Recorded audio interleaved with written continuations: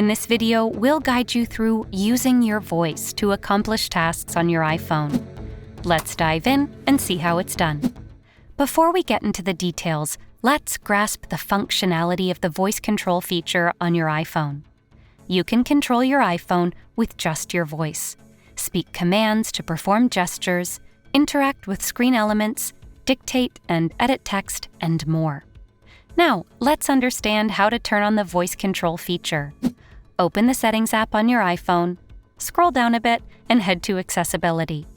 Under the Physical and Motor section, tap on Voice Control, then select Set up Voice Control.